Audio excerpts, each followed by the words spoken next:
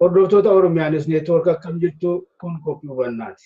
Qophii hubannaa wajjin ani immoo tabsaa'ee dheeressaati.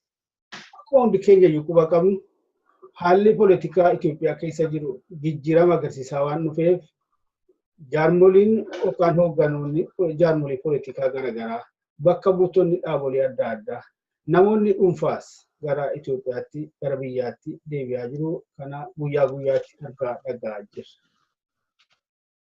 Akkuma hundi keenya immoo quba qabnu akkuma addunyaan illee immoo quba qabu jijjiiramni amma biyyattii keessatti mul'atu kun akka argamu gahee guddaa warra taphatan keessaa tokko waliigala uummata Oromoo keessaa ilmaan Oromoo qeerroof qarree Oromooti. Haa ta'u malee dhiigni ilmaan Oromoo kun dhangalaasan osoo hin qoorin warrumti kaleessa kana har'a kanallee dhiiga hin qoorin kanarra ejjetanii gara biyyaa seenan sababa yeroodhaaf ifatti hin beekamne gahee uummata kana gara muggaatti dhiibanii bira darbanii isa dhiisaniitu humnootuma xixiqqaa duraan agasiyyuu hin beekamne hin hubatamne dugda duuba isaaniitti barbaadanii maqaadhaanii yommuu galateeffatanu argaa jirra dhagaa jirra. Wareegamni ilmaan Oromoo kun kan qaqqabe gaafilee gurguddoo gaafii abbaa biyyummaa gaafii mirga dhala namaa gurguddaa qabatee fincilaaf diddaa gaggeeffamaa ture faana bu'ee akka ta'e uummatoota biyyattii keessaa qofa otoo hin taane addunyaanuu kan quba qabu. Egaa gahee ilmaan Oromoo jijjiirama biyyattii mul'achaa jiru kana keessatti qaban gara moggaatti dhiiban yookaan irraanfatanii yookaan gatii dhorkatanii bira darbuuf yaaluun kun tarii gaafilee gurguddoo uummatichi kaasaa ture sanas akkuma sana moggaatti dhiibanii bira darbuudhaafi laata. Yoo kana ta'e itti aanee maaltu ta'uuf adeema yookaanis gahee uummata kanaa haaluu yookaan dinnaa gochuuf yaaluun kun dhaamsi yookaan implikeeshiniin inni qabu maal ta'a laata? Akkuma duras tuqe jaarmolii poolitikaa duraan biyya keessa turan irratti dabalatee jaarmoliin poolitikaa hedduu gara biyyaatti dachaa jiru. Ammallee kan hafe adda bilisummaa Oromoo qofaa jechuun dandeenya. Innis immoo akkuma hundi keenya quba qabnu irra caalaansaa uummata gidduu kan jiru akka ta'e yoo beekames hoogganni isaa warri biyya ollaa turan gara biyyaatti deebi'uudhaaf sagantaan qabamee qophiin godhamaa jira sanbata duraa dhufu kanaaf.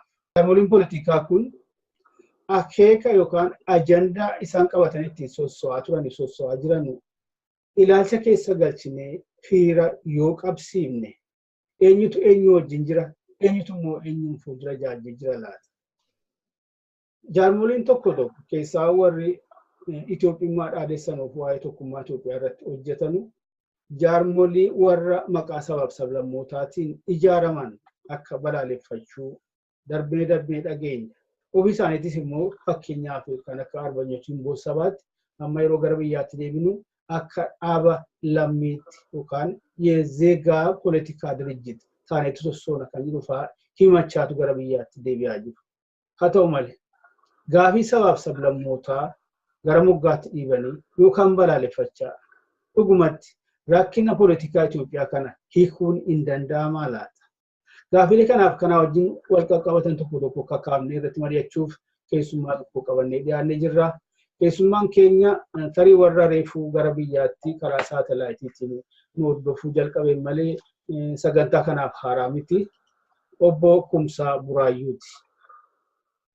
Obbo Kumsaan hayyuu poolitikaati, xiinxalaa poolitikaati. Barreessaadhas. Muuxannoo gaazexeessummaas qaba. Warra duratti baruuleef gaazexaa madda walaabuu qopheessaa turan keessaa nama tokkodha. Akka nuuriin tuttan kabajaan isin gaafachaa gara maree keenyaatti dabarra. Obbo Kumsaa yeroo keetii fi baay'ee galatoomsin jechuun barbaada. Galatoomii taasisaa hiree kana dabaltee naa kennuu keetiif.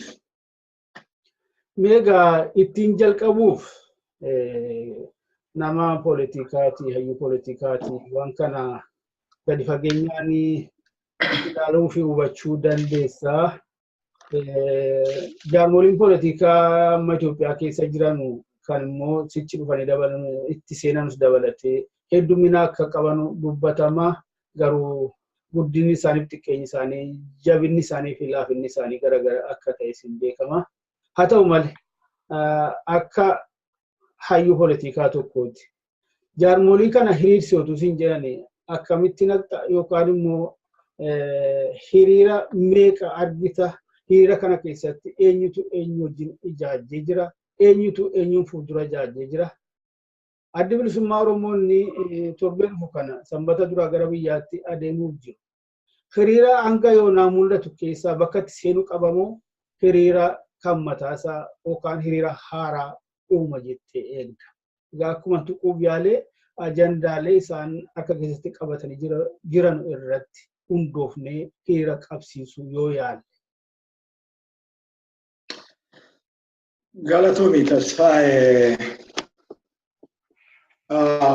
Hariiroon dhaabota siyaasaa Itoophiyaa keessaa ammallee ititaa miti. Kanaaf afaan guutanii abaluu wajjin jiraa, abaluutti makamuu danda'a jedhanii dubbachuun nama dhiba. Maaliif hariiroon isaanii hariiroo ititaa, hariiroo dantaa irratti walii galame, hariiroo boorimmoo biyya keessatti jijjiirama hundee qabuu fi biyya sana rakkina siyaasaa keessaa baafna jedhee hundaa'e waan hin taaneef hiriira akkasii qabu warri akkasii jechuun nama dhiba. Haa ta'u malee walitti dhufeenya tokko tokko ilaaluun hin danda'ama amaloota isaanii irraati.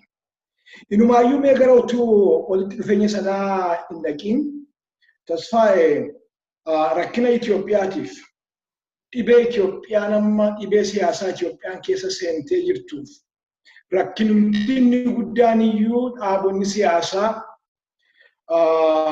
bu'uura dimokiraasii fi bilisummaa irratti ajandaa walitti isaan fidu tolfachuu dadhabuu isaaniitu biyyattiin akka isheen bara baraanii ganda waraanaa, ganda beelaa, ganda rakkinaa, ganda buqqa'uu akka isheen taatu kan godheyyuu hariiroon kun hariiroon sirnaa kun responsible alliance kun dhibuu isaati. Hariiroo kana bifa lamaan ilaaluu dandeessa Tasfaayee yoo barbaadde akka gama siyaasaatii yoo ilaaltee tokko hariiroo tarsiimooti. Wajjiin walitti dabalamnee bakka sanatti gallaa achitti saba kana gashinaa akkasitti saba kanaaf dantaa finnaa jedhanii kan xiqqoo ishee kan garee dabalata jechuudha. Hariiroon tarsiimoo arra qofaa utuu hin ta'in boorillee wajjiin saba kana tarkaanfachiifnaa ceesifnaa jedhanii yaaduudha jechuudha. Inni kun hariiroo tarsiimoo kan jennu kan afaan Ingiliishiitiin strategic alliance jedhama. Inni kaan immoo hariiroo tooftaati. Hariiroon tooftaa hariiroo halkan tokko iyyuu ta'uu danda'a. Hariiroo torban tokko ta'uu danda'a. Hariiroo ji'a tokko ta'uu danda'a. Hariiroon tooftaa baay'een isaa fakkeenyaaf dirree waraanaatti agartee diina fuula kee dura dhaabate kana arruma jala bahuudhaaf hariiroo tolfatu jira. Arruma ceetee buluudhaaf, arruma injifannoo argachuudhaaf yookaan immoo arruma lubbuu kee bulfachuudhaaf hariiroo tolfattee jira. Isheen kun hariiroo yeroo gabaabduu hariiroo tooftaa tactical alliance yookaan immoo tactical partnership kan isaan jedhan kun. Isaan kana yoo ilaalte dhugaadhumatti yoo ilaalte hariiroon biyya Itoophiyaa keessaa dhaabota siyaasaa keessa walirra gangalataa gaafiidhaan dhalate fakkaatee gaafii immoo kan du'e fakkaatee jiru hariiroo tarsiimoo miti. Hariiroo boorii miti. Hariiroo strategic geenii miti. Hariiroon isaan godhanii walakkaan isaanii hariiroo bubbuutuu kan galgala walii galanii ganama immoo diigani. Kan arra kana dubbatanii boorii immoo jala deebanii waan biraa hojjetan hariiroo tooftaati jechaadha. Akkaataa kanaatiin yoo ilaalle yeroo adda addaatti hariiroon adda addaa biyya Itoophiyaa keessatti tolfameera yaadatte yoo ta'e asuma dhiyoo kanatti yoo ilaalle Itoophiyaa keessatti hariiroo adda addaa tolfame. Naan ifatti biyya jirtu immoo deemnu biyya baaneeti. Aandineet kan jedhamu hariiroodha yaadatta. Hariiroo adda addaa dhaabota adda addaa to'itti nam'ee hariiroo tolfate. Maaltu ta'e? Galiin isaanii waan waliin fakkaannee fi utuu waggaa 2 waggaa 3 hin ta'in wal diiganii wal facaasanii gargar deeman wal hirmatanii deeman jechuudha. Ittaanee hariiroon dhufe yoo kan ilaallu ta'e Madde ammallee maqaaf ilma jiran maqaan galasanatti fakkaata. Garuu immoo hojii guddaan hojjenne maaliifi ol amantaa hin qabu keessa isaatti. Bakka inni itti galu sanatti ol amantaa hundee ol amantaa hin qabu jechaadha. Kanaaf isheenis kalma taaktikii taatee yeroo tokko yaadegiin fa'aa ittiin sodaachisuu nu walii taaneerra walii galleerra humna tokko taaneerra jechuu hariiroo akkasiitti jira jechuudha. Hariiroota really baay'ee successful ta'an keessaa yoo ilaalle hariiroo dhaabni obbo Mararaadhaaf Dooktar Mararaa fi kan obbo Bulchaa kan obbo Baqqalaan keessa jiru sana walitti dabalamanii kan isaan kafaa'oo jedhan suni amma ammaatti dhaabni suni ititaadha. Hariiroo bareedaa ani biyya sana keessatti argu tokko walitti makamee hariiroo birayyuu darbee inni immoo amalgaameet iyyuu godhe walitti dabalamee wanni tokko tooftaa tokko tolfatee galii tokko tolfatee objektiivii tokkoon socho'aa jira jechaadha. Isaan kanis jiru amma fakkeenyaaf gamuma Oromooti iyyuu hariiroon tokko dhaabbatee ture. AFD kan jedhan yaadatta. AFD'n kuni addi bilisummaa Oromootii fi warri Qinijjiitii fi akkas kan ka'ee jiran hariiroon kun dhaabate. Hariiroon suni waan galiin isaanii walitti galuu dadhabeef waan bakki isaa itti deeman bakka tokko hin ta'iniif karaa irratti jaanja'ee hafe jechaadha. Hariiroon sunis hin diigame. Asuma dhiyoo kanatti immoo sitti himaa tasfaa'e. Dhiyooma kana dhaaba Oromoo keessaati AFD kan jedhamu maaliin ODF kan jedhamuu fi warri Gimboo Sabaatti waan hariiroo fakkaataa tokko tolfatame. Hariiroo sanayyuu tolfatanii isaan immoo hariiroo sanayyuu gama muuvimentiitti ceesifneerraa jedhan. Gama muuvimenti Itoophiyaa Naashinaal Muuvimenti yaadatte yoo ta'e. Kunis waggaa 2 gahin yaadatte yoo ta'e durataan ENM kun ennaa dubbate. Amma booda nuyi afaan tokkoon dhaabonni as ka'ee jirru afaan tokkoon negosheet goona malee qofaa keenya yaadegetti naasofnu jedhamee utuu waggaa tokko illee gahin namuu karaa Gimboo Sabaat karaa saasaatee Adaawoon karaa saasaatee ENM tuni diigamee amma waan lubbuu qabu natti hin fakkaatu. Namuu karaa isaa biyyatti gale jechuudha. Kana maaliif si kaase?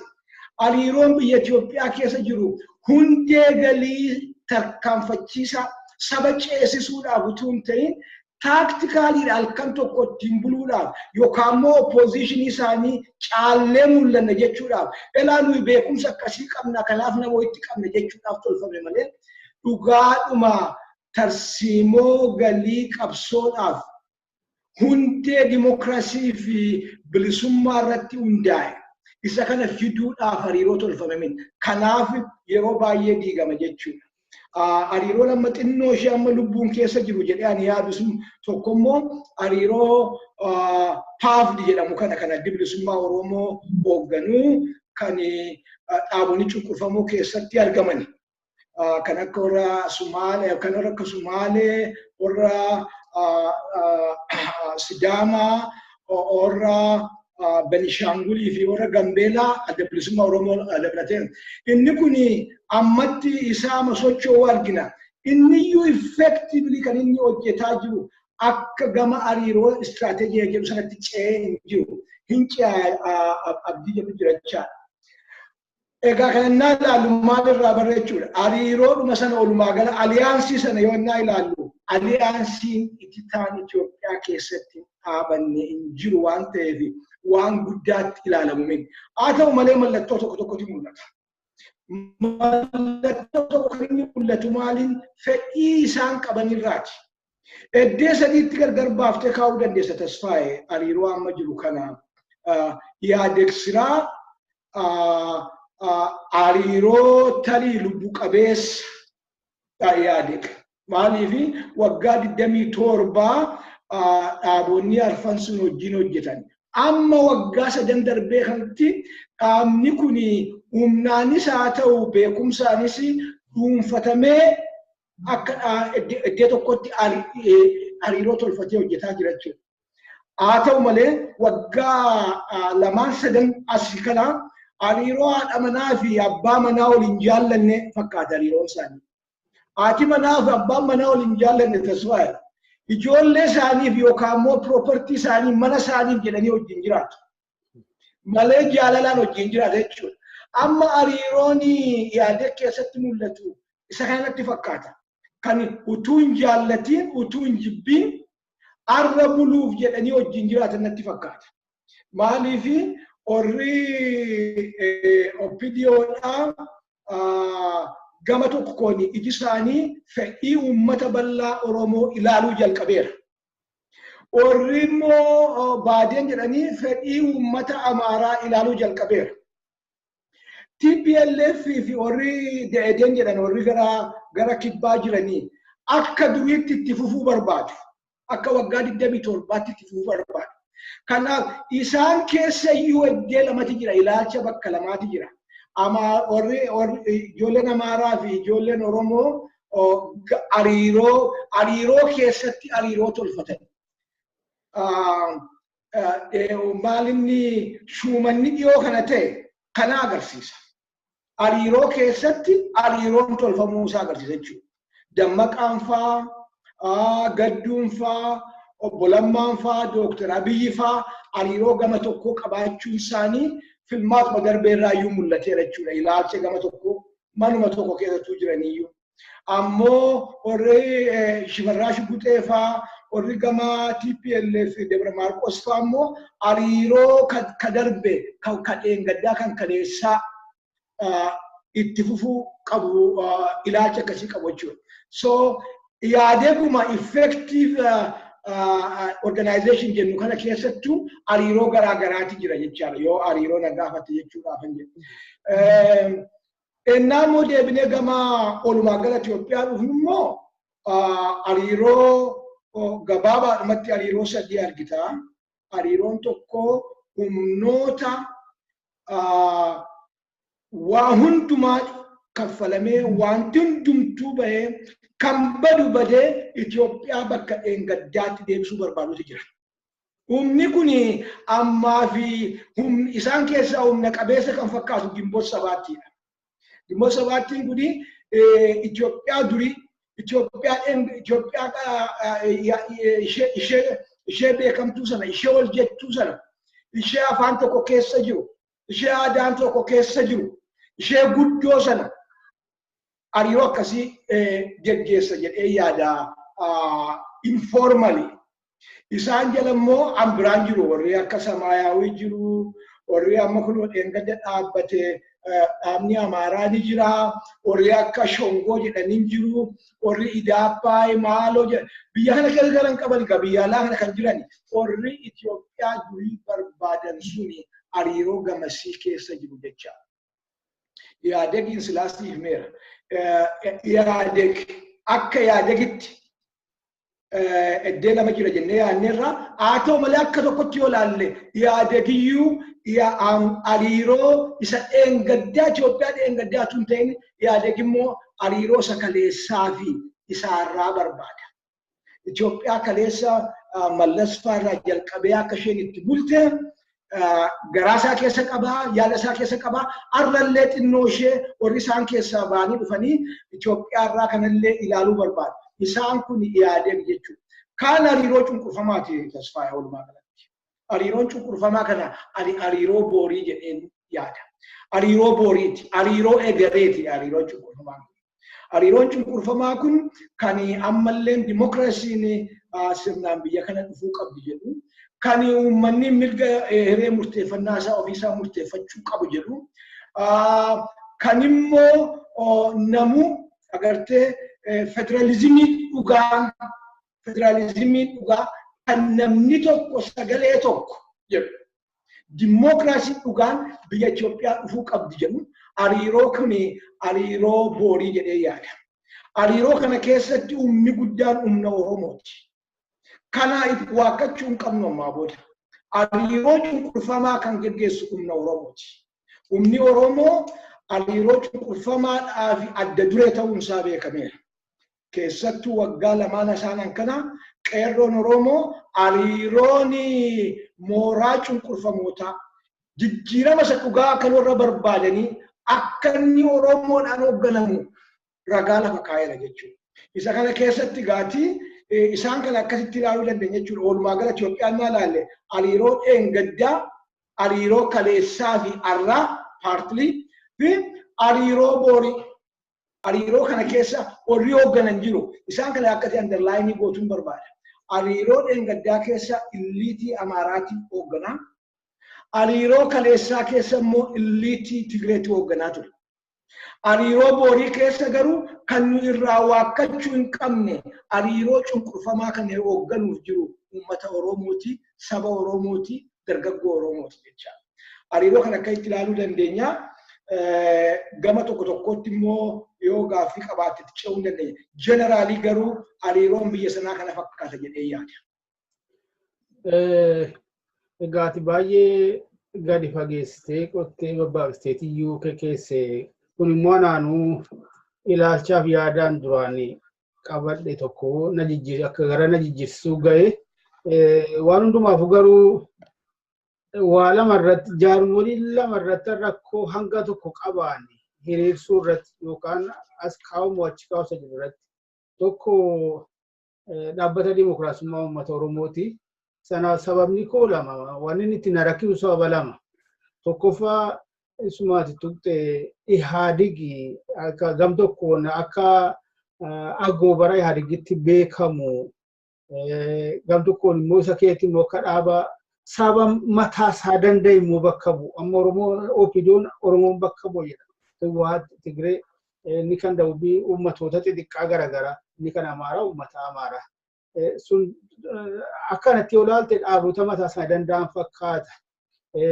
Garuu akka sanatti yoo fudhanne immoo amma opiidiyoo sana jalaa baafnee jaarmolii Oromoo hiriirsuuttis ta'e akka dhaaba tokkootti immoo hiriira waliigala jaarmolii biyyattii keessa kaafuu jennaan kan rakkisu dhugaa dubbachuuf hamman hubadhutti hamman beekutti ani opiidiyoon ajandaa mataa isaa danda'e qabaatee hin beeku.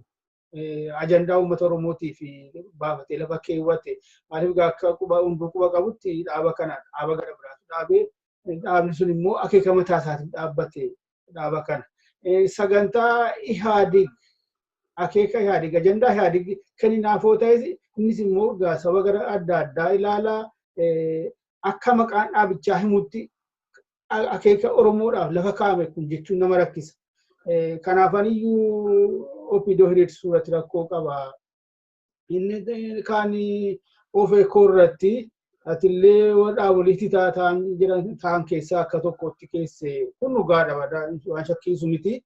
Garuu kaasaa yoo ilaalle jaarmaan kun jaarmaa lamatiyyuu walitti makame hundi keenya quba qabnutti dhaaba Oromoo Naashinaal Koongireesii ture dhaabni Dooktar Mararaa fi dhaaba Oromoo Federaalist Koongirees dhaaba Obbo Bulchaa Dammaqsaa akkan quba qabutti jara kana lamaan walitti fiduuf iyyuu rakkoo guddaa ture jedhani. Jaarsolii maanguddoota Oromoota walitti fide sunis egaa akkuma itti ka'an irraa kan maddeedha. Rakkoon sunis kan uumame. Haa ta'u gaarii walitti fitee adeemaa ture adeemaas jira. Kan biraa immoo kan quba qabnu waa'ee dhaaba kanaa booda kana keessa erga dhaabni sun lamaan walitti dabalame booda walitti dabalamaa dhufan akka namaatti kan tokkotti keessaa warri dargaggootaa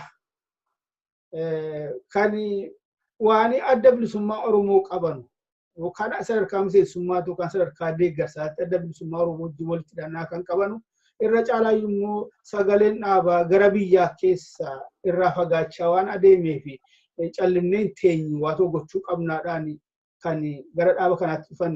Kanaafuu xiqqoo ishee eessa kaa'uusa jedhu rakkisa. Haa ta'u malee ofee koonis akka jirutti federaalizimii deeggaraa addi bilisummaa Oromoos immoo federaalizimii dhugaa waan deeggaruu fi garagarummaa guddaa qabu hin yaadu. Kanumaan wajjin walitti qabneemee hariiroo akka uummatan ibsa baasanii torban kana addi bilisummaa Oromootii fi ofeekoonni jilli abaa'onni dursee gara biyyaa seenee biyya jiru waliin ta'anii waan tokko dokumentii wayis lafa keewwatanii ibsa kennaniiru. Hariiroo kana akkamitti ilaalta gabaabaan? Baay'ee gaarii. Ka opinion irratti ati kaafte sun achirraa jalqaba. Tasfaa'ee maaltu ta'e gaafa niifati biyya turree biyya barreessinu komii guddaa irraa qabna opinion irraa. Waan inni opinion irraa komii guddaa qabannuu fi maqaa Oromoo qabatee maqaa saba kanaa saba guddaa kanaa qabatee rakkina isaa kana artikuleet gochuu hin dandeenye. Waan akka dhaabuma obbo Mallas fa'aa sana gargaaruuf tolfamee fakkaata. Dantaa Oromoo kana fudhatee deemuu hin dandeenye jennee komataa ture jecha. Komiin kun amma yeroo dhiyootti uummata Oromoo keessa bal'inaan jira. Maaltu ta'e Tasfaa'ee? Gaafa qabsoon Oromoo hundee godhataa dhuftee dhattee dargaggeessa qeerroof qarree dammaqsitee akka isaan qabsaa'an gootu. Dammaqinsi saba Oromoo suni oppidiyoo mooraa alagaa keessaatii finyoo itti hidhee morma isaaniitti finyoo hidhee gara mooraa Oromootti harkises. Yaadatta? Akka yeroo jibicha didaa ennaa Oromoo yogguu inni harkisu agarteetta gaafa isaatti hidheetu as harkise jechuudha. Qabsoon Oromoodhaa ijoollee Oromoo oppidiyoo keessa jiranii of dagatanii bara dheeraa jiraatanii finyoodhaan gama uummata Oromootti harkise. Arraan tanaa akka gaafa siimini arra xiqqaatu guddatu oppidiyoo mooraa Oromoo keessatti argina. Kana isaa ilaaluu hin dandeenye jechuudha. Akkuma introdakshinii keessatti dubbatte jijjiiramni jira. Jijjiiramni kun guddaadha. Jijjiiramni kun wareegama uummanni Oromoo baasee wajjin wal gitaa waliin gituun inni kun waan nuyi dibeet gochuu dandeenyu. Ammoo jijjiiramni jiru. Jijjiiramni kun jiru kun uummata Oromoo keessatti tun ta'in oppidiyoo irratti jijjiirama guddaa godha jechuudha. Ijoollee keenya qabsoo keenyaan ijoollee keenya mooraa alagaa keessaa gara mooraa Oromootti harkisu. Harkifamaniiru amma Oromoo wajjin haasa'u, amma dhimma Oromoo haasa'u, amma waliin ajjeefnu jedhu, amma wal ijaarra malee waliin adamsinu jedhu, waliiniinu jedhu gama mooraa Oromoo dhufuu isaanii agartaa jechuudha. Kun tokko akka itti ilaaluu nuti jira. Akka isaan dhufan immoo kan inni agarsiisu hariiroo kaleessaan isin jedhe sana keessatti ol dhabbiin mul'achuu isaati. Hariiroo Obbo Mallas gadi utubee gadhaabee sokke sana keessatti ol dhabbiin mul'achuun isaa oppidiyoon gara mooraa Oromootti as harkifamuu isaa biyaaden immoo gara mooraa Amaaraatti harkifamuu isaa agarsiisa jecha. Maal jechuudha? Ijoolleen hun guddattiin Tasfaa'ee ijoolleen qabatis ijoollee qabda. Ijoolleen ennaa guddattu ofimaa deemti jechaadha. Anoo akkasin ta'a, anoo akkanan godhaa, anoo akkana mul'anni koo jedhaa deemti jechaadha. Dhaabni siyaasaas akkasuma yeroo irratti haala isa qunnamu laalee guddataa of jijjiiraa deema jechaadha. Opinion to that degree jijjiirama kana agarsiisuudhaaf dirqamuyyuu malee arra mooraa Oromoo keessatti argina jechaadha waan isaan hojjetanirraa. Kanaaf yaaddoon keessuun akkuma jirutti ta'e opiniyoodhaan ammaaf yeroo ammaa kana daqiiqa ammaa sa'aatii ammaa kanatti mooraa Oromoo keessatti ilaaluutu hirra karaadha jedhee yaadaa jechuudha. Gama kaaniin kan kafaa'oo fi kan abaa'oo opiniyoon isaan kana duwwaa mini Tasfaa'ee.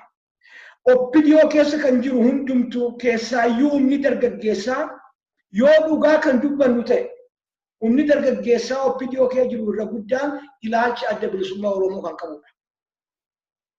Kana waggaa sadii fuuldura si wajjin haasa'ee warra OMN wajjin haasa'ee ani hin beeku.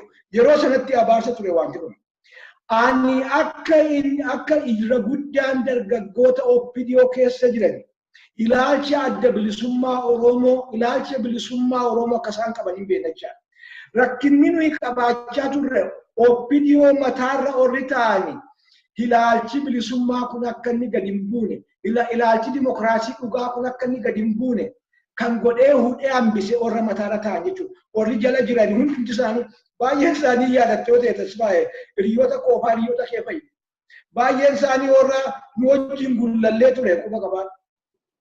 Baay'een isaanii warra nuyi barsiifnee amma humna keenyaatti barsiifnee eebbisiifnee hojiitti bobbaafnedha.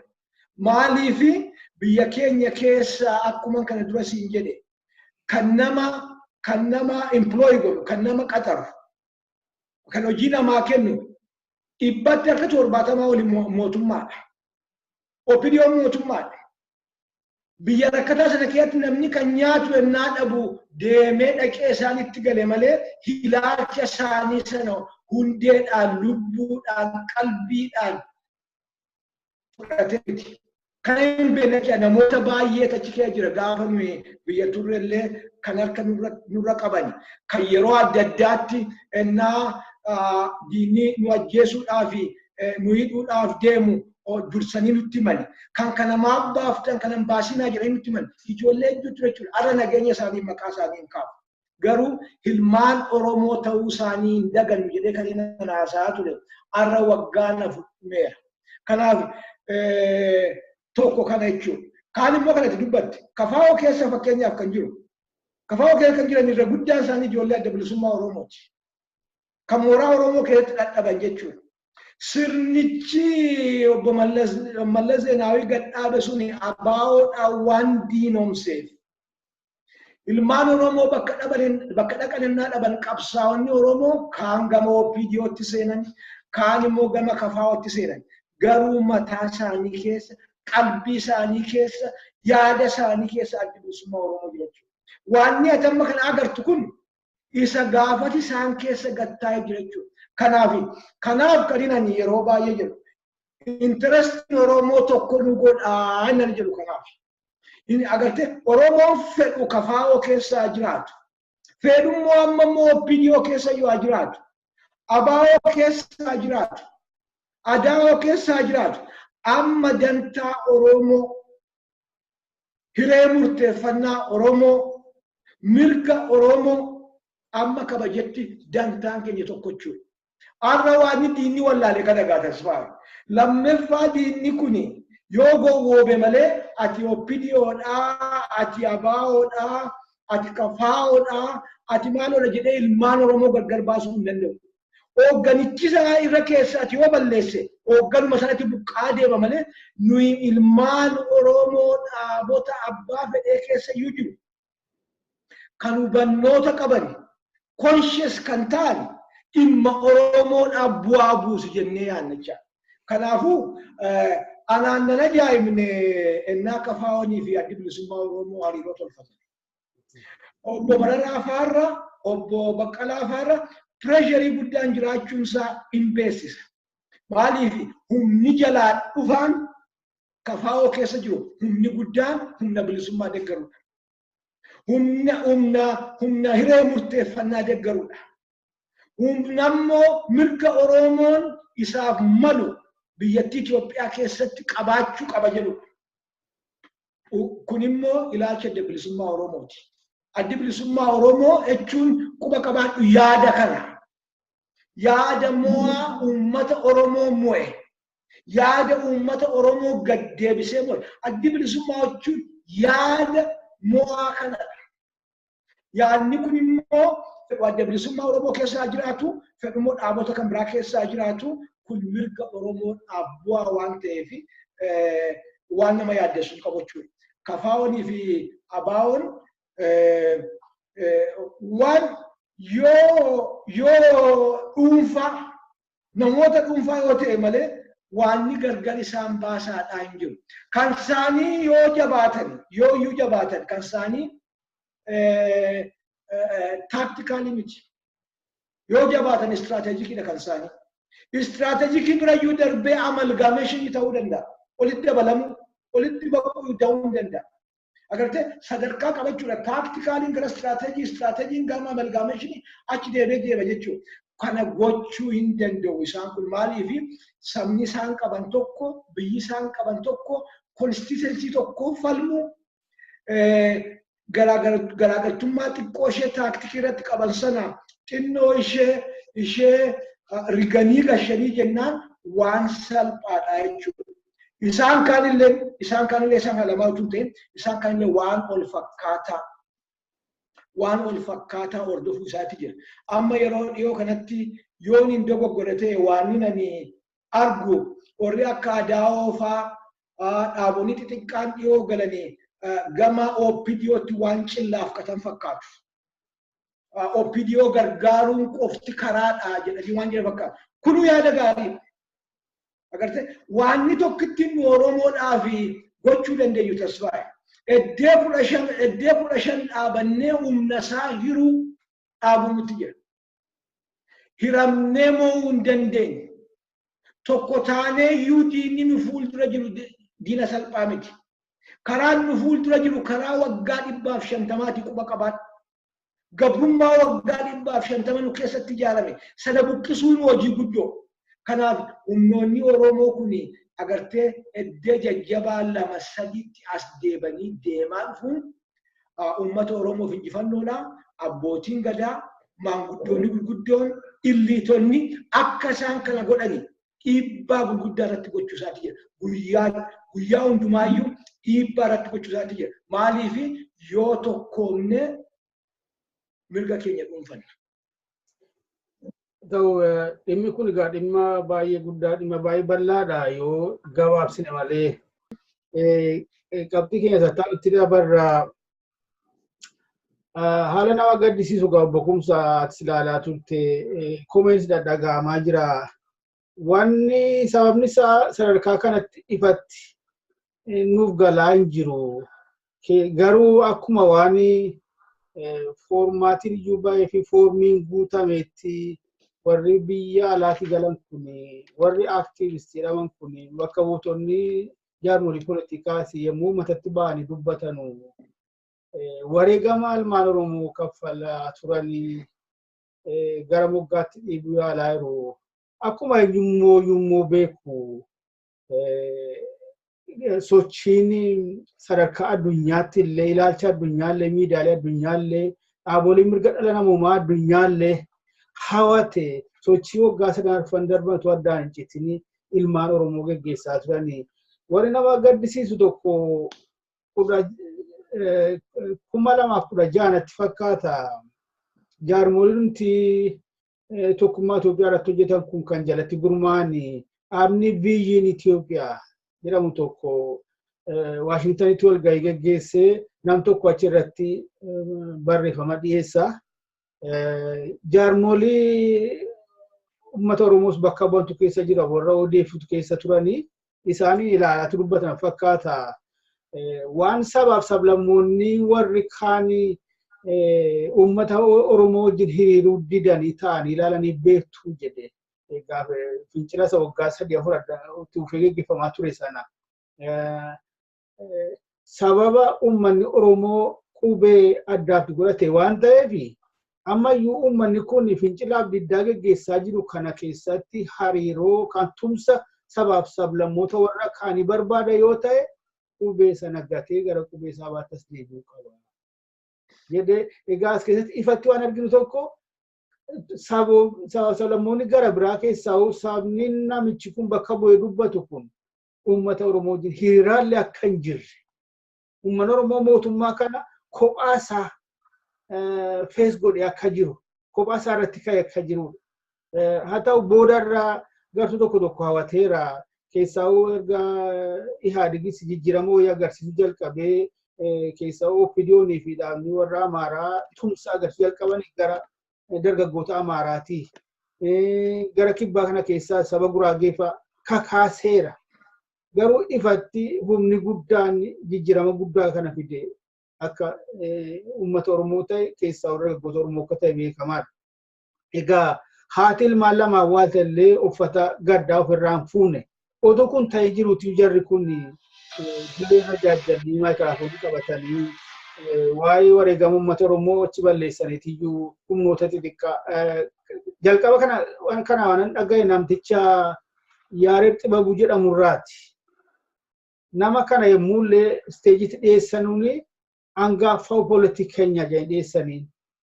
Namni kun afaanuma guutee jijjiirama argaa jirru kana diddaa uummataati fide jechuullee hin dandeenyuun jedhe. Sababni isaas beektu jedhe magaalattii Addis Ababatti keenya kana jedhe gara uummata miliyoona 5tu keessa jira. Uummanni amma kana ga'u kuni mormii daqiiqaa 10 illee agarsiisee hin beekuun jedhe. Achirratti dhuguma isaati. Gara galeetiyyuu buloogaroota keenya fa'aa galatu jedhe. Anaan fa'aa kanan karaa nagaatiin mootummaa kana dhiibbaa gochaa ture jedhe of galateeffate. Namtichi aktivistii ofiin jedhu kun Taammaan Bayyanaa warra buloogaroota duuba isaa ibsee achi gara galee qubatti qabee isaan galateeffate. Kan biraas akkuma Dr. Biraanullee dhugaa dubbachuu barbaachisaa hanga tokko diddaa uummatootaa diddaa dargaggootaa jedheellee kaaseeran dhugaa dubbachuuf kaleessa immoo uummataa keessa modeengadee uummataatti dubbatutti simannaa irratti. Wareegamni ilmaan Oromoo kaffalan kun wareegama daangaan qabu. Kaffalan kun immoo akka hundi keenya hubannu gaafii gurguddaa irratti hundaa'ee kan dhufeedha. Diddaan kun fincilli kun kanumti jalqabeeyyuu waan master plan jedhamu sana abbaa biyyummaa Finfinnee isa chaalenjii godhe sana. Gaafiilee mirga dhala namaatiin wal qaban gaafii gurguddoodha. Gaafii ofiin of bulchuu qabeenya ofii irratti abbaa ta'uu waa'ee afaanii sadarkaa tokkoffaa irratti immoo ilmaan Oromoo badii tokko malee guuramanii hidhamu. Yoo ilaalle immoo Kumsaa gaafiilee kana hunda keessaa kan haala quubsaa ta'een deebi'ellee hin jiru. Ilmaan Oromoo ammallee hidhaa keessa kan jiran jiru kan bakka isaanii jiran hin beeknellee jiru. Reeffi amma tokkoffaan kaleessa odeengadda waggaa 26 booda mana hidhaatii bahe. Kan akkasii fa'i jiru. Wanti kun wareegama uummata kanaa wareegama guddaa kana gara moggaatti dhiibuun kun gatii itti kennuu diduun kun gaafii uummatni kun kaasaa ture kanayyuu gatii itti kennuu diduuf adeemuudhaa laata. Deemaa namni gaafii keessa dhaga'e hin jiru. Akkasuma iyyitanii akkasuma dhamaatanii kan dhaga'us hin jiru jechuu dhaamsa akkasii of keessaa qabaa laata. Yoo kana immoo ta'ee ittaanee maaltu taasisa fakkaata? Ittaanee waan ta'utuun baay'ee gaarii ture tasaa'e. Wanti nuuf galu tokko wanti nu waan galu tokko. Kana godhe ittaanee mun jedhu karama uummata diddaa kana feesin jechuudha. Naagaleera. Wanti nu beeku nutti jiru humnoonni ammaati maqaa dhadhoofte kuni namoonni ati maqaa dhadhoofte kuni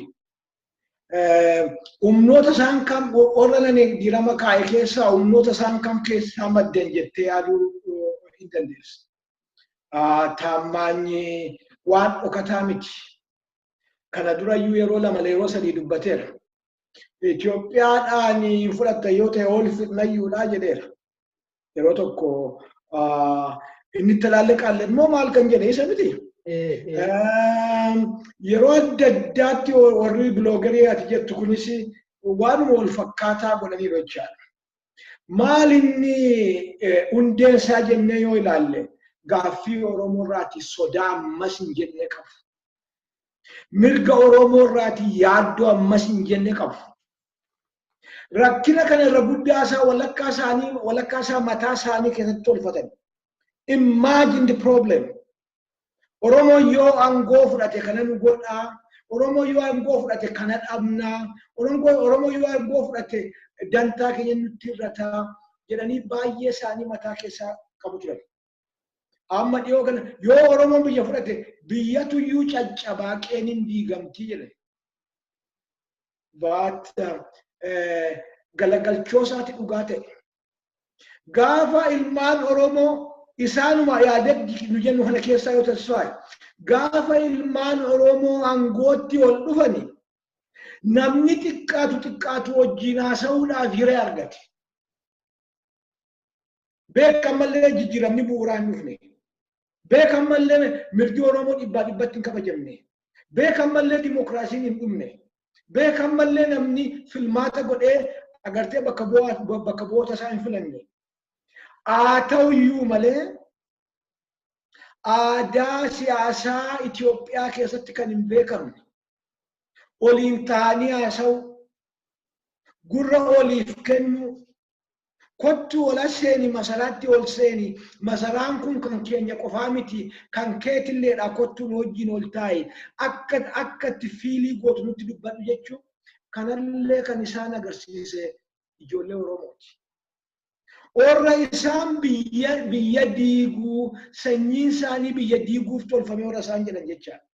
Kanallee isaanumallee agartee mee kan qeerrootti nan dhufaati. Isaanumallee kan mallasi agartee hidhaa meeqaanii reebicha meeqaan biyyaa yaase isaanumallee kottaati ola seenaa gattaa hin mari'annaa kan jedhe ijoollee Oromooti. Hidda Oromoo jecha. Hidda abbaa gadaati jecha. Ol dhaggeeffannaan nuuf tasfaaye nuuf dhiiga keenya keessa jira. Fakkeessuun godhamin Oromoon kan inni nama dhaggeeffatu. Dhiiga keenya keessa jira. Akka nu itti guddanne keessa jira. Ol dhaggeeffachuu, olii kuudhuu, oliif ol bira darbuu, ol gorfachuu kun nuuf aadaadha. Itti fakkeessuun mini kan nu goonu jecha. Ijoolleen keenya kan nuyi opiniyoodha jennee komataa baani. Nuyidhan nu reebani, nu gidirsani, wayyaanee wajjin jennee kan isaan kuni hiree bananii isaaniin iyyuu kottaa teenyaa haasofnaa jedhanii jechuudha. So isa kanaaf kan inni rakkoo isaa irra guddaa isaa qabatamaatu hin ta'in imagine the problem mataa isaanii keessatti tolfamanii itti kan isaan rakkatanidha. Isa kan akkatti namni irraa isaan furuu hin qabu jechaadha. Kun rakkoo yeroo dheeraa deemuuf deema. Gama kaaniin garuu rakkina qofaa utuu hin ta'in dhaabbatummaan mirga Oromoo irratti ittisa gochuudhaaf kan isaanii kana alaakan. Wanti isaan kana godhaniif wanti mirgumti Oromoodhaa akka inni bara baraan akkuma akaakayyuun isaanii abbaan isaanii eessumni isaanii sharafaa ture sanatti sharafaa mirga Oromoo sharafuudhaaf kan isaan kana haasa'an. Inni isaanii utuu qeerroon du'ee ofiisaa jijjiirama biyyatti fidee isaaniin biyyatti afeeruu inni isaan kana godhaniif maaliif sitti fakkaate? Dantaan Oromoodhaa dhaabbataadhaan akka inni hojiirra hin oolle waan barbaadaniif jecha. Tasfaayee kana maali kuni anaaf siin ajaa'ibuu hin qabu. Warroota siyaasaa turuuti qeesonni bataskaanni gadi hin bahuutu qubeen hin badiin jedhaniiru. Taabonni bakka jaajjisu soodilee qubee balaaleffadhaa kana malee waan jiru jedhani. Yoo qubee kana gattani malee anoo gadi hin bahu jedhee bataskaanni taabonni didaa ture jechuudha. Ijoollee taabota kanaati warri amma kana dhufanii deebanii kan ilmaan Oromoo dhiiga isaaniitti facaasan irratti olii isaanii abalu sitti kana fide anafaachuu kana fide ofii inni jedhu kuni agartee ijoollee ideoloojii akkasii keessaa dhalatani ijoollee hariiroo kaleessaa leemiti isaan kan gaddaati. Kanaaf kunni nu ajaa'ibuun qabu. Kun waa tokko nutti agarsiisa garuu maalinni qabsichisichi itti akka inni deemu. Qabsoon fuula keenya dura jiru salphaa akka inni hin ta'in. Dhiichisuu mirga keenya akka inni fiduu hin dandeenye. Uummanni Oromoo, qeerroon Oromoo, dhaabonni polotikaa Oromoo of eeggannoodhaan, bishinaan, mariidhaan dantaa Oromootti igitii gochuu isaan barbaachisa. Ammallee humnoonni dhufaa jiran qubeen akka inni badu barbaadu, Oromiyaan akka inni badu barbaadu, daangaan akka inni sharafamuu barbaadu, Finfinnee irratti akka nuyi mirga hin qabaanne barbaadu, waan hedduu barbaadu jechuudha. Inni kun akka inni hin taane humnoonni polotikaa Oromoodhaa Isa rakkina fagoo kanatti arganii ammaan mataa isaanii walitti deeffatanii fedhii uummata isaanii kana dantaa uummata isaanii kana igititti toshuu tikatti gochuu irratti fuula deeffachuu qabu jechuudha. Itoophiyaa maguutummaadhaaf immoo yoo ilaali jette ilaalchi akkasii rakkoo kaleessaa sana yoo itti jabeesse malee hin furu. Agartee Itoophiyaan tokkittiin kaleessaa sun deebiteen dhuftu tasfaayamu.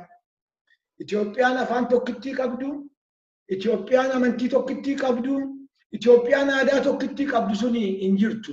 Itoophiyaan boorii dhuftu Itoophiyaan agartee sabaaf sablammoonni 83 moo 80 olii sun kan isaan keessatti ogalgan qofa. Itoophiyaan amma Itoophiyaan warra dheengaddaa deebitee boollaa ka'uu hin dandeessu yeroon ishee darbeera. Kanaaf namni keenya saboota cunqurfamaa wajjin agartee yaadattee yoo ta'e jalqaba kanaaf kaafne hariiroo mooraa cunqurfamootaa jabeessuu nutti jira. Warri kana jibban jiru amma cunqurfamaa kan jedhamu kana dhiisuu qabna yoo jedhan no hariiroo mooraa cunqurfamootaa barbaachisaadha.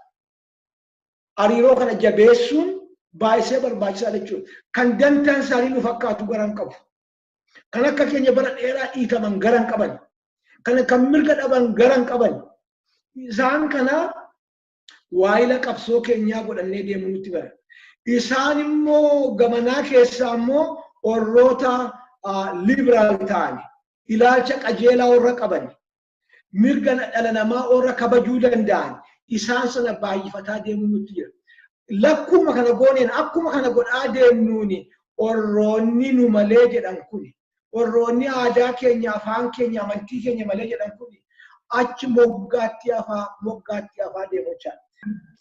Wareegaman maanumooti bishaan naqanii humnoota xixiqqaa kan biraa suuqa keessaa barbaadanii galateeffatamuun kan biraa isaan galateeffachaa turan galateeffachaas jiran humna jijjiiramaa Ihaadig keessatti mul'ate kan jedhudha.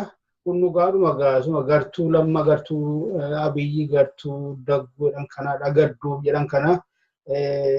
Kun dhuguma haa ta'u malee gaafii guddaan tokko Kumsaa dhugumatti otoo uummanni kun humna guddaadhaan ka'e uummanni guddaan kun humna guddaan ka'e ba'ee isa iyyuu manatti deebi'uu dide waggaa 3 oliif otoo addaan hin kutin mormii diddaa tarkaanfii gurguddaa tarkaanfii mootummaa kana raasuu mootummaa kana sochoosu gochuu baate dhugumatti otoo akka waggaa 10 akka waggaa 15 akka waggaa 20 wantoonni dhuftuu salphaa ta'e namoota qobaan lakkaaman qofa namoota isaa yaaddessanii waan nuti hin barbaanne irratti bobba'anii jedhanii tokko loosanii qaban hidhuu sanaan alatti dhugumatti dhaabni kun dhaabni waggaa 25 olii fi biyyattii olaantummaan bulchee kun sababa tokko malee bakka taa'e warraaqee waa'ee jijjiiramaa hin yaadaa of jijjiiruudhaaf kakaa jedhee namni yaadu jira.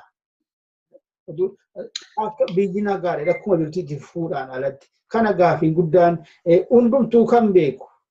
Ammas asirratti Dr. Biraanuudhaan galateeffadha. Waan tokko jedhe diddaan fincilli uummataa dhiibee dhufee diddaan fincilli uummataa dhiibee dhufee yoo otuu akka deemu kanatti otuu nuti hin beekin yookaan otuu nuti keessaan qabaatin dhiibee dhufe nu gaaga'uudhaaf adeema kan jedhu isaan keessatti warra yaada jijjiiramuu jalqabanii kakaasan jedhu dubbate Dr. Biraanuun waan akkasii tokko kaase. Dhiibbaan humni guddaan dhiibee dhufe sun akka isaan waa jijjiiramuu yaaduu jalqaban. Garuu warri jenne kun waan akkasii kanallee ilaalcha keessa galchuu hin barbaanne. Egaan waa'ee eenyummaati polotikaa eenyummaa irratti hundaa'e kana dubbachaa jirra. Isumaan itti fufnee ammallee warri keessa warri aktiivist ofiin jedhan kun nama keessaa namti chartaammaan jedhan kana isumaanuu immoo waan chaalenjiin guddaan isa mudate Gondar keessatti natti fakkaata walga'iidhuma inni naanna'ee irratti uummatatti haasaa gochaa jiru kana keessatti waa'ee kana booda waa'ee sabaaf sablammummaa yookaan immoo identity irratti hundoofnee of ijaaruun dhaabbachuu qaba. Itoophiyaa irratti hundoofnee ijaaramne socho'uu qabna kan jedhu tokko keessaa dargaggoonni lama waanuma akkasii nutti hin kaasin jedhanii illee ittiin qaban walga'ichuma irratti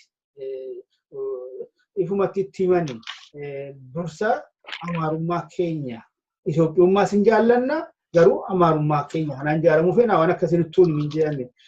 Kun gaayyuu waan si'a tokko mul'ateedha. Walumaa galatti kumsa akka gartuuleen Itoophiyaa fi Itoophiyaa dhaadessan kun waa'ee sabummaa cufanii bira darbanii moggaatti dhiibanii akka hin kaanedhanii abaaraa balaaleffataa adeemuun kun rakkina polotikaa Itoophiyaa keessa jiru kana hiikuudhaaf hin dandeessisaa bakka gaafiin sabaaf sablammootaa kun ka'ee ilaalamee akka deebii argatu yaaliin hin godhamnetti. Deebiin isaa gabaabaan hin dandeessisuudha. Karaan isaanii jedhan kun karaa nama baasaadhaa miti. Amma waanni warri akka taammaanfaa godhan illiitiin amaaraa waan inni gochuu itti jiru waanuma akaakayyuu isaanii abbaan isaanii godhaa jiru maal inni divide and rule Oromoo kana hiruu agartee humna bilisummaa sana humna diinaa fakkeessu humna fincilee jijjiirama kana fide kana humna diinaa fakkeessu humna Itoophiyaa diiguudhaaf fakkeessu ijoolluma keenya immoo numa keessaa ba'an immoo agartee Abiyyi fa'aa Lammaa fa'aa immoo humna isaanii fakkeessu. Kana gochuudhaan maal gochuu barbaadan ijoollee Oromoo kana divide gochuu. Kun tooftaa bara dheeraatti dhimma ba'anii hojjeteera isaaniif. Bara dheeraa hojjete isaaniif. Ammaa booda deebi'ee hojjetaanii egaa hubannoota keenyarra hubannoota jenereeshinii keenyaa dhaabota siyaasaa keenya irratti hundaa'a. Waanuma rakasha xixiqqaa akkasii kanaaf bitamnee gargar baanee olii keenya ol nyaannee isaaniif karaa banna yoo ta'e dhugaanuma isaaniif hojjeteera. Namni taaktikii isaaf hojjete dhimma dirooppii godhuuf hin qabu itti fufa malee. Yoo immoo lakki kana noos irratti barreerraati dhiisi ittiin jenne immoo jalumaa gubataa deema. Kaartaan isaanii jalaa gubataa deemachaa. Inni kun dhimma keenyaa jechuudha. Waanni tokkittiin nu gochuu hin qabne abaluun jajeera jennee abaluu sana isaan wajjin jajuu yookaan immoo abaluu sana waan isaan jajaniif deebinee dhannee abaaru kana gochuu nutti hin jiru. Mooraa akka isaan nu barbaadanitti of qopheessuu hin qabnu. Dhimma keenya karaa mataa keenyaa, tooftaa mataa keenyaa, tarsiimoo mataa keenyaa hordofnee oofachuu qabna. Kanaaf isaan hin jedhu ganaayyuu kan kana caalaa jedhu bar inni isaanii mirga nam-tokkeedhaan kun bar kanarraa dhufe. Mirgi olii galaa kun akka inni badu mirga nam-tokkee isaan jedhan kun kanaaf maaliif Oromoon akka walii galaatti akka guruupiitti mirgoota inni gaafatu kanatti qeessuudhaaf mirga waloo kana gadi butuu kan isaan jedhaniif. Nam-tokkeen of course nam-tokkeen jalqaba dimokiraasiiti beekamaadha. Nam-tokkeen kabajamuu qaba, mirgi nam-tokkee kabajamuu qaba. Oromoon kana jala hin dhaaban garuu mirgi waloo jiraachuutti jira. Nam-tokkeen qofaatti afaan hin qabu. Nam-tokkeen qofaatti biyya hin qabu. Nam-tokkeen qofaatti daangaa hin qabu. Waloodhaan kan namni qabu. Waan waloodhaan qabnu kana balleessuu barbaadu isaan. Oromiyaan kan walooti. Qubeen kan walooti. Finfinneen kan walooti. Daangaan kan walooti. Isa kana balleessuu barbaadu. Kan isaan abjuwatan, kan isaan taargeet godhan guyyaa guyyaatti kana jecha. Kanaaf karaa gama kanaa kan jiru ganaa kan kana caalu kunuus hin dinqisiin jechuufan kan kana caalu tooftaa adda addaati as ba'uuf deema. Of course dimokiraasiidha waan ta'eef kan garaa isaanii fudhachuu danda'u.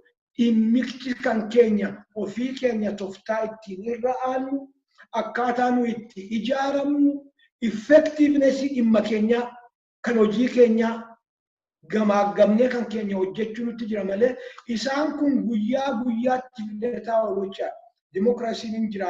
Dimokiraasiin immoo kana wanni godha. Waan identity politics kana kaaftanatti fakkaata yeroo baay'ee kaabiyya Oromoo kana keessatti. Identity politics kuni amma nan argetti identity politics kan culture miti qofaa sitti fakkaatiin identity kun bifa hedduu qaba tasfaa. Agar wordin kun yookaan terminology identity politics kun yoo yaadadheef 1960moota 70moota keessa kan inni gama ulaa siyaasaatti as cee identity politics. Ennaa feminismiin guguddataa dhufetti caalaatti immoo I think yeroo black Panthers jedhanii yaadatta kan movementii warra gurraachaa sana poolisiin calluma jedhee gurraacha isarraa of ittisuu fi movementii tolfame. Yeroo sana identity politics kan inni akka jabinaatti terminolojiin isaa kun polotikaa keessa jabaate. Maal identity politics jechuun gabaabaadhumatti namni social dhimma tokko wal fakkaatu fedhu amantiidhaan haa ta'u. Fakkeenyaaf identitiin kiristaanummaa jira, identitiin islaamummaa jira, identitiin jaarsa ta'uu agediin jira, identitiin gay jira, lesbianii jira, LGBT jira, professionii jira. Amma inni warri Itoophiyaa calluma jedhanii qabsoo Oromoo attaakii gochuudhaaf identity politics gosummaa isaan jedhan kun waan dhugaa miti. Identity politics Oromoo jalqabe miti. Identity politics biyyuma lafaarra jira. Maaliif Oromoo innaa ga'u cubbuu ta'a? Eenyisiin identity politics dha. Mini African National Congress Mandelaan fa'aa politikaan isaanii maal? Identity politics. Achi keessa iyyuu adiin iyyuu jira. Garuu overriding eenyisii irra guddaansa gurraachotaan ijaarame. Gurraacha South Africaatiin ijaarame. Kun waan haalamu miti. Oromoon akka Oromootti ijaaramee dhimma isaa gaafachiisu akka qaaniitti yookaan immoo akka polotikaa hin jirreetti akka identity politics immoo akka waan gadootti dhiyeessuun beekumsa isaa itti fakkaata. Beekumsa miti. Oromoon kanatti qaana'uu hin qabu. Ani Oromoodha jedhee cultural identity isaa agartee afaansaa isarratti ijaaramee dantaa isaa yoo eegsifate Oromoo waan isa qaanessuuf hin jiru. Biyyuma lafaattu kana godha. Kanaaf kanatti Oromoon qaana'uu hin qabu. Kun mirga isaati. Oromoon karaa isatti fakkaate ijaaramee mirga dhalataan qabu. Mirga hawaasummaadhaan qabu eeggachuudhaaf waan isa dhorkaadhaa hin jiru jechuuf asiin jedha. Gaafii guddaan yoon jedheyyuu bakkuma rakkina polotikaa eenyummaa sabaaf sablammootaa irratti hundaa'ee ka'aa tureef ka'aa jiru. Gaafii polotikaa eenyummaa sabaaf sablammootaa irratti hundaa'e kana otuu hin deebisin eenyummaa isaa irratti hundaa'anii walumaa galatti rakkina polotikaa Itoophiyaa kana hiikuun hin danda'ama. Moo callisaniituma dukkanatti duruunfatanii adeemuudha jechuudha. Gaafii gaariidha. Gabaabaatti siin jedhe dura hin danda'amu jedheera. Waan hin danda'amneef jira. Sababni hin danda'amne wanti Itoophiyaa bakka inni amma jiru kana geessise gaaffii sabaaf sablammootaati. Wanti saboota Itoophiyaa irra guddeessa isaanii akka isaan qawwee baatanii bosonatti ba'an isaan godhe gaaffii sabaaf sablammootaati. Gaafii kana gaafichimtuu gaaffii hundeeti quba qabaatu. Kanumti amma fakkeenyaaf humnoota waraananiiti jiru mini humnuma waraanaa kana kan dhaleeyyuu gaaffii sabaaf sablammootaati. Gaaffii abbaa isaatu ilma lagatti galche. Gaaffii akaakayyuu isaatu abbaa isaa lagatti galche. Agartee gaaffii fakkeenyaaf kan Oromoo irraa kaanee ilaaluu hin dandeenye. Utuu gaaffii jaarraa abbaa gadaafaa waaqoo guutuufaa jeneraal Taaddasaa Birruufaa gaaffii isaan gaafatan gaaffii sabaatu deebisanii ta'etti addi bilisummaa Oromoo ijaaramee wareegama kana hundumaa baasee baroota dheeraa wareegama akkasii kana baasee ilmaan qaqqaalii itti fixee waggoota 50 yaadamu gara 40 50 yaadamu kana hin dhaqu ture gaaficha deebisuu didan. Dargiin gaafii sana deebisuu didee nugusichi hin didee dargiin hin didee wayyaaneen hin didde. Kanaaf malli jiru hidhannoo ta'e jechuudha. Amma dhiyoo kana waa'ee hidhannoo ennaa namoonni abaaraan dhageenya. Namni waan inni hidhatu maali? Waan gartuu tokko maaltu hidhachiisa kan jedhutu hin ilaaliin hidhannoo abaaruu, hidhannoo xiqqeessuu, warroota hidhannoo hidhatanii adeeman wallaaloo fakkeessuu, wallaalummaa isa jedhuu sanaati. Kanarra hidhatee falmuu sana miti wallaalummaa sun kan isa dubbatee sanaati. Alaafi inni guddaan silaati masaraa Minilik keessatti gaaffii sabaaf sablammootaa osoo deebisuu danda'anii ta'eeti lubbuun kun hundumtuu hin dhumu baroota keessatti bara dheeraadhaaf ganda waraanaa jedhamnee biyya addunyaatti hin beekamu jechuudha. Itoophiyaan ganda waraanaa. Itoophiyaan maaliin beekamti tasfaa'e? Kana dhaga'uu warri hin barbaannetu jira. Itoophiyaan dhaqiitii ilaal. Itoophiyaan waraanaaf beelaan beekamti addunyaatti. Agartee apart from isa ijoolleen keenya fiiganii yoo agartee fiigimsoodhaan isa ijoollee Oromooti fiiga. Yoo kanaan beekaman irraa kan hafe Itoophiyaan kan isheen ittiin beekamtu ganda waraanaaf ganda beelaatti beekamti jechuudha. Kan kana fide maal?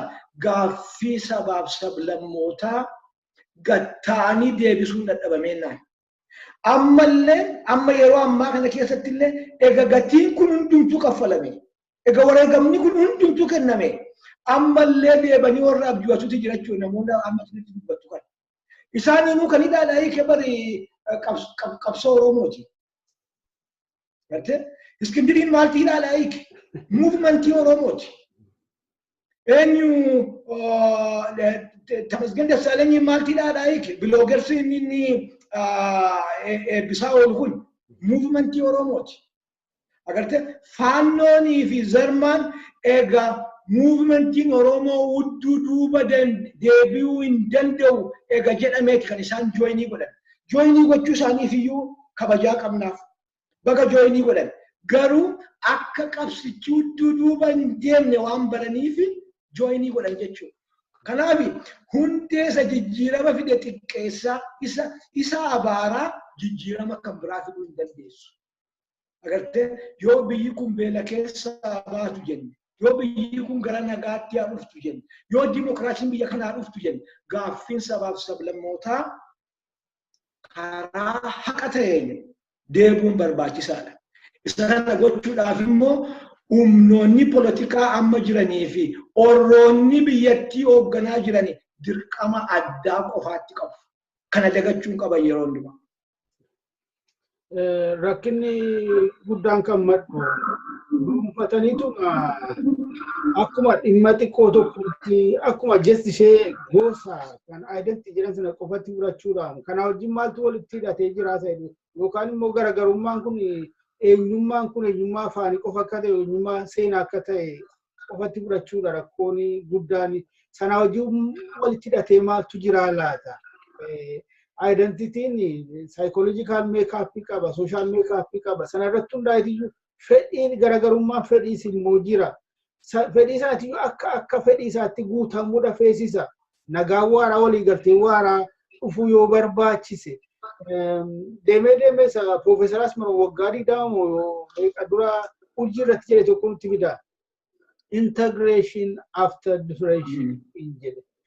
Gaafa sanallee abaarsiin manatti roobee telefoonaan warra biyya diigdan maal ashkaraa Isaayyaas ashkaraa Leencoo ashkaraa maalunaan jedhanii dubbiin kana kan jedhi hundumtuu bakka isaa qabatee madaala isaa amma ga'u amma qabatu baree gaafiin isaas immoo bakka isaa deebi'eef erga jedhee booda integreeshinii dhufutiyyuu integreeshinii gaarii ta'a.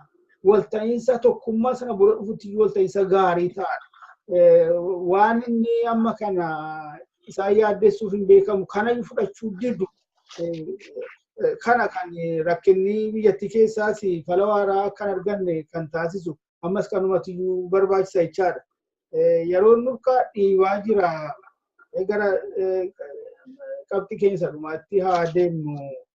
Egaan Obbo Kumsaa uummanni kun walta'ees mataa isaattis diddaa fincila geggeessaa kan turee fi jijjiirama barbaadeeti. Hamma tokko jijjiiramni kun mataa agarsiisaa jira. Mataa isaa argaa jirra garuu waan guddaatu eegama. As dhiyootti immoo bakka yookaan haala yookaan dirree guddaa ummatichi jijjiiraman itti arga jedhee abdachaa jiru yeroo dhiyoo keessatti filmaata irratti. Amma yoonaas immoo kan inni dhabee ture kanadha. Abbaa barbaade filatee bakka buufachuu dadhabu. Yoo yaaliin godhame immoo dhuma irratti dhufanii yookaan korojoo fudhatan yookaan immoo beekaatuma rizaaltii filmaatichaa balleessanii filmaanni kan biraatti geggeeffamu gochuu. Amma kanatu eegama. Garuu yaadoo tokkotu jira. Tokkoffaa yeroo gabaabbatee waa'ee yeroo dheeressuu muukaamu muummichi ministeeraa ifatti dubbateera kan sababa yeroo filmaataa dheeressuuf hin qabnu. Kan mootummaa ce'umsaa gaafatanis jiru. Kanumaaf jecha yeroo argachuudhaaf jecha yaada ce'umsaa malee mootummaa ce'umsaa nu barbaachisu isaanis. Amma Dr. Biraanuun Leedeen gaddaa simannaa irratti immoo haasaa godhetti kana hime. Rakkina dirree filmaata irratti hanga yoonaa ture.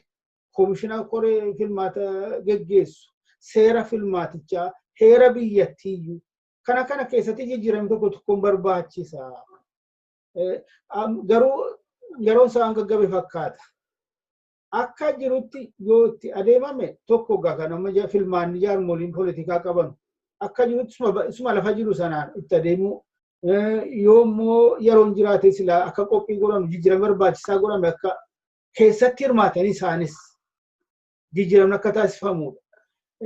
Inni jijjiirama taasisuu kun yeroo dheeressuu kun akka hin jirretti hubatama amma.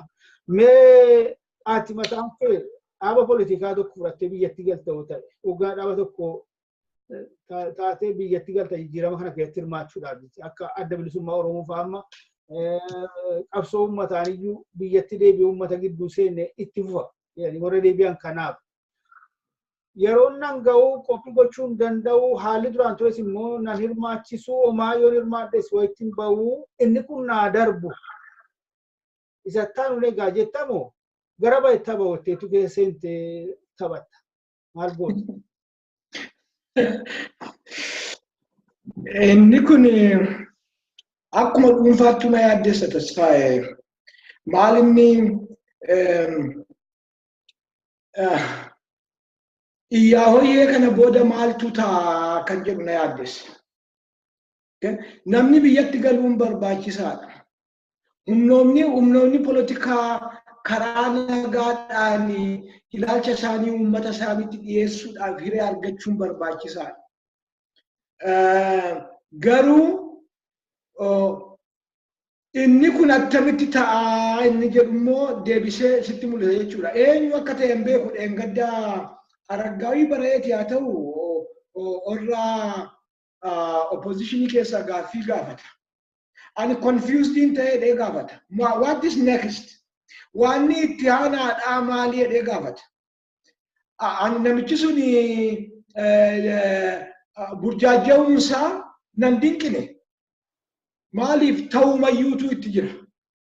Amma wanti jiru maaliin namni galuudhuma sana awwee jira malee attamitti isa kana gara transiitioniitti fiduu, attamitti gara sagalee uummataatti fiduu, yeroon isaa gaadhaa haalli isaa mijataadha inni jedhu baay'een isaa ganaa hojjetama jechaadha.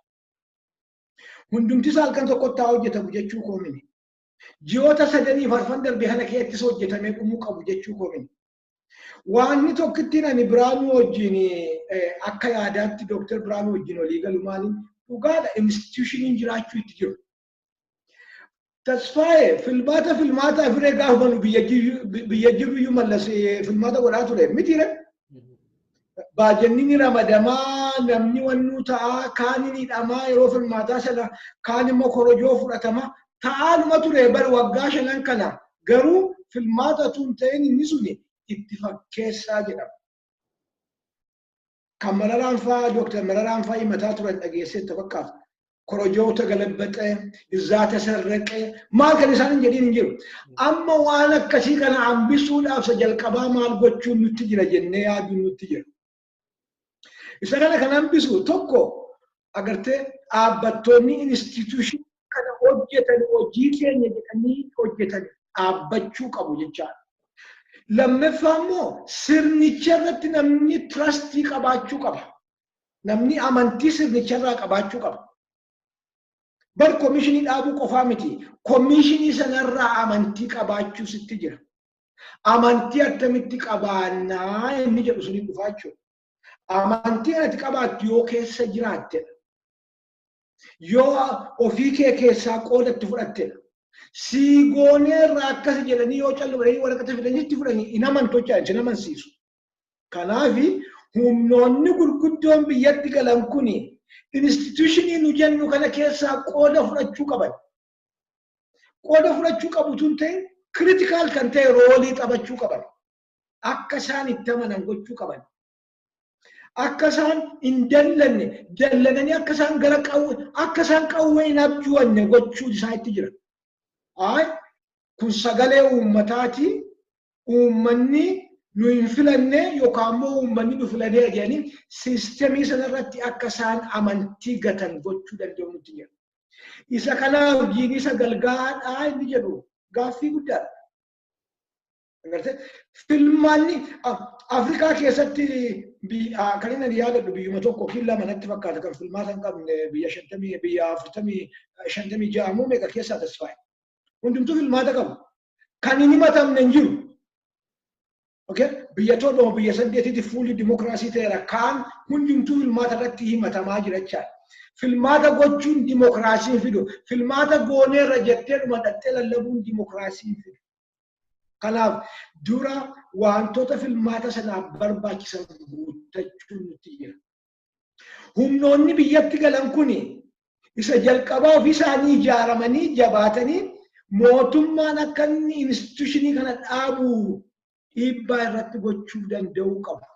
Dhiibbaa gochuu qofaa utuu hin ta'in gargaaruu qabu. Ani kanarratti sin gargaaraa qooda fudhachuu qabu. Waanni transitionii biyya keenyaa awkwardii godhuu sitti matasfaaye. Transition amma deemu kuni to some degree agartee ifaa miti. Kun beekamaadha. Gaafa duraas dubbataa turre wanti jijjiirame hin jiru karaa gama sanaa. Maal jechuudha?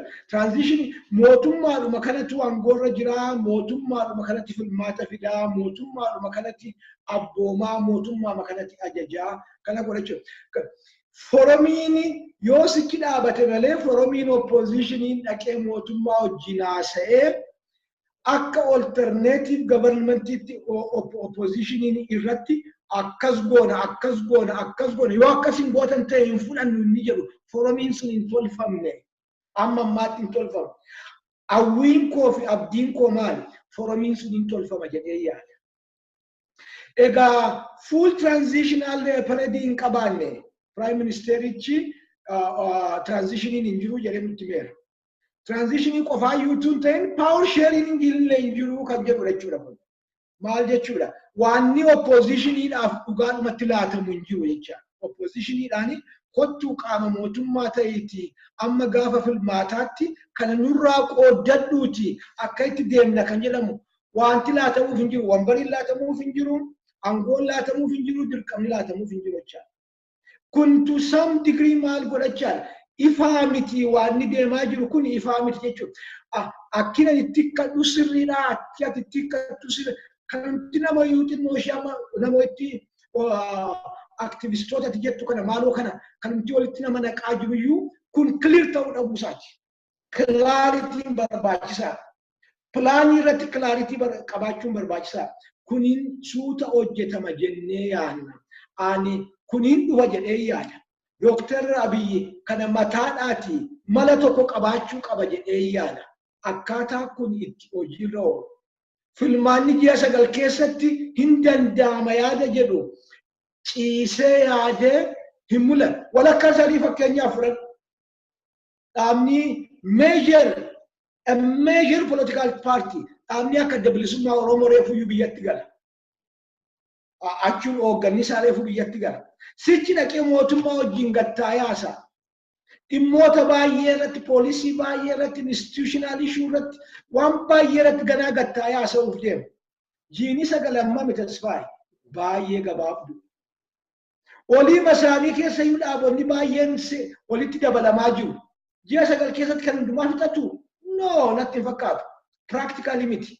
Isa kana Dr. Abiyyi keessa deebee yaada jedhee yaada. Paarlaamaan biyyichaa yoo dhuguma nagaanaa dhufu jedhee kan yaadu ta'e deebisee ilaala jedhee yaada. Kun hundumtuu hin danda'ama. Maali heerichi kanaaf provisionii qaba. Amma murtaa'e yeroo filmaataa dheeressuu hin dandeessa. Heerichi kanaaf kennaa qaba. Kanaaf ulaa qabachuudha. Ulaa sana seeraan bananii ol dhageettii ilaa filaamee guddisanii akka sirnumaa akkuma sirna dimokiraasiidhaan namni filatu gochuudha. Sabni Itoophiyaa dhuguma sagalee isaa laadhachuudhaaf baay'ee awweera. Dharra'eera.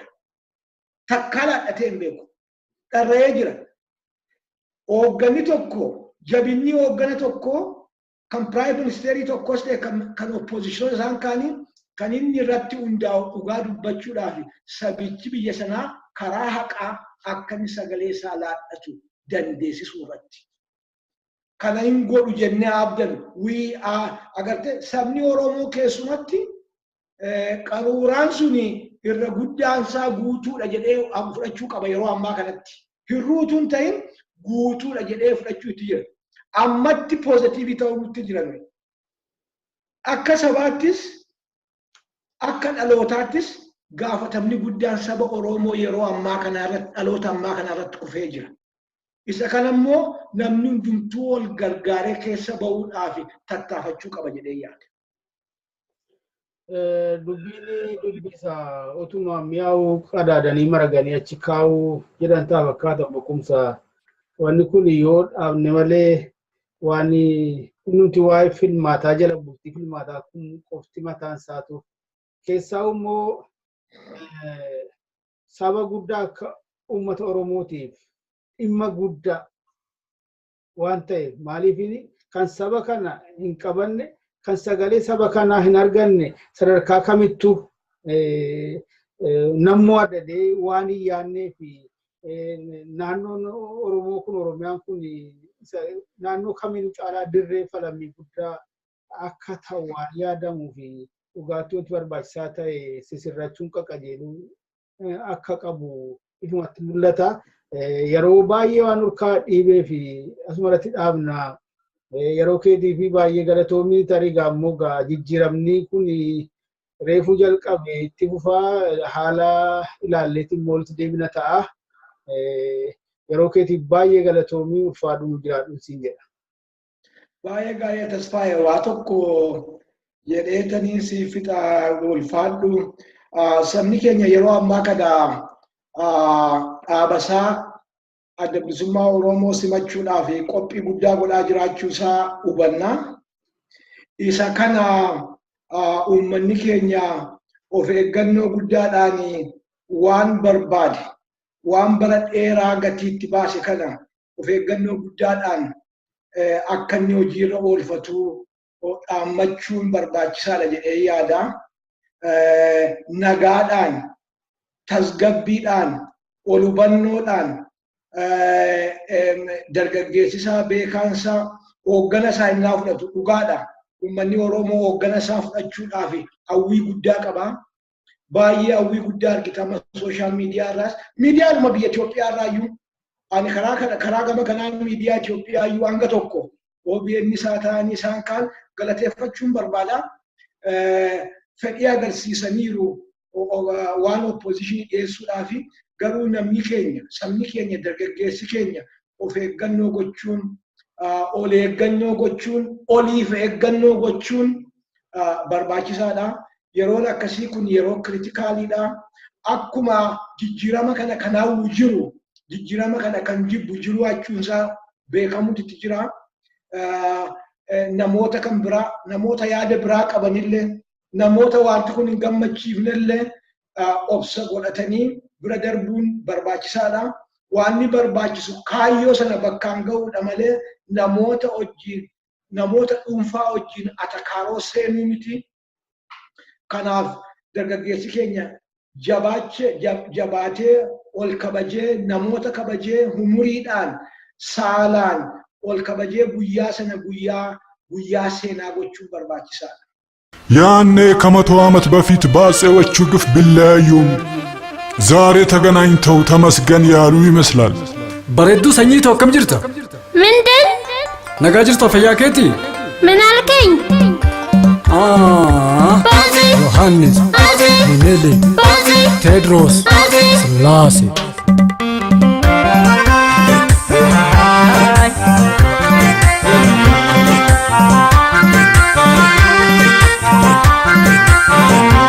Geesse guyyaan suni magaalee koora bifa galaato guyyaan itti naani yaadame sammuun na boqotu nagatti finfinne magaalee ka'ee jireenyaa koo firaan awwal bara magaalee deemeera yaagootu geesse guyyaan suni magaalee bifa galaato guyyaan itti naani yaadame sammuun na boqotu nagatti finfinne magaalee ka'ee jireenyaa koo firaan awwal bara magaalee deemeera yaagootu.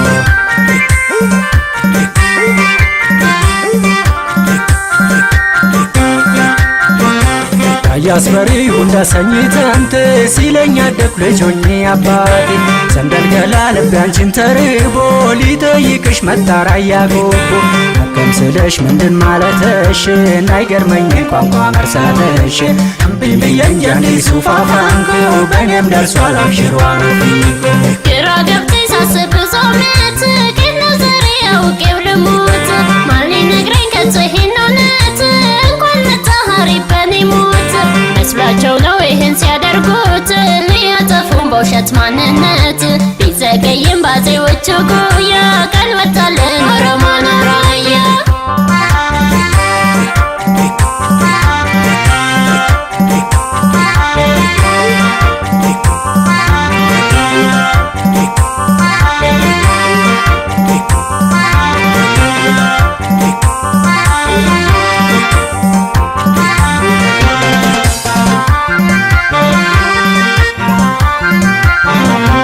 Geesse guyyaan suni magaalee koora bifa galaato guyyaan itti naani yaadame sammuun na boqotu nagatti finfinne magaalee ka'ee jireenyaa koo firaan awwal bara magaalee deemeera yaagootu geesse guyyaan suni magaalee bifa galaato guyyaan itti naani yaadame sammuun na boqotu nagatti finfinne magaalee ka'ee jireenyaa koo firaan awwal bara magaalee deemeera yaagootu.